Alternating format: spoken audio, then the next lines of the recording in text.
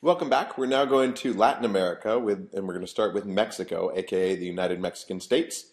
Mexico is another interesting case where you had a single party state essentially under PRI rule from 1917 to 2000. In 2012, you had an inauguration of the PRI president Enrique Peña Nieto.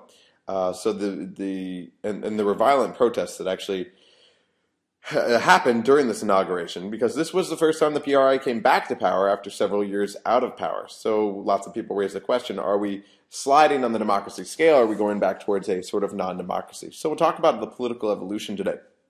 In terms of some more background, Mexico is the 14th largest country in terms of land size. It's also the 11th most populous state with about 110 million people or so. It is one of those countries that we call a newly industrializing state. It doesn't fit into the first world. It doesn't fit into the third world. The second world doesn't really tell us very much. This is one of those several countries that have made it into the NIC category that we talked about when we talked about less developed countries a while back. It once was the largest per capita GDP in Latin America, but it's been surpassed by Brazil, which will be the next state that we'll talk about. So it's now the second largest per capita GDP in Latin America.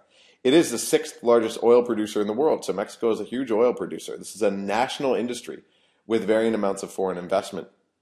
The service sector, again, if you look at what we mean by an advanced democracy, we set a quota for the service sector starting around 75%. The Mexican service sector is around 70%. It's about 25% of their economy is based on industry. Agriculture is a very small subset of their economy. So this is interesting. It's important when we talk about the evolution of Mexico into potentially an advanced democracy. And there's this burgeoning middle class in Mexico today.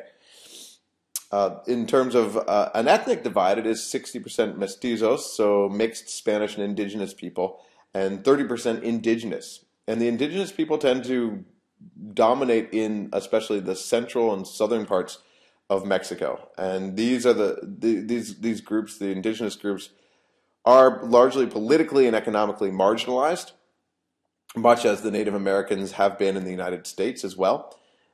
The Mayan Indians, actually in the southern part of Mexico, started a violent rebellion in 1994 under the EZLN, the Zapatista Army of National Liberation. I'm sorry, I should show you a picture. This is Mexico. So Chiapas, I can't pronounce this area right here, but these have been hotbeds of political action, violent political action at times. The demands of the Mayan Indians under the Zapatista Army has been a democracy, an end to neoliberal reforms, which were started by the PRI. This is the group that helped end PRI rule. So the single party that dominated Mexico up until 2000. So in the 1990s, they helped end this rule. Especially, they wanted an end to the land reform that was being conducted. They helped drag the PRI down. The PRI was, in 1996, there was a limited peace, but this was never actually implemented. And Vicente Fox, and subsequent presidents have also had trouble creating a lasting peace in the area. So they have had ethnically based disputes and conflicts in Mexico.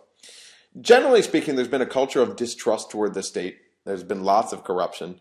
If you look at the northern areas today, there are lots of allegations of officials being involved in the drug trade there, a very violent drug trade. The majority simply has no interest in politics since they feel they can't influence it. They feel it's an unfair process. So in Mexico, you tend to average around 40 to 60% turnout, which is fairly low for a democracy, but hey, it's just like in the United States.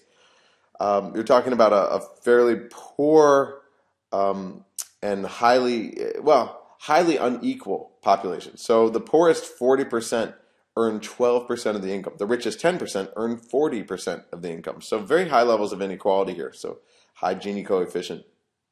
Not quite as high as when we get to Brazil and South Africa, but quite high.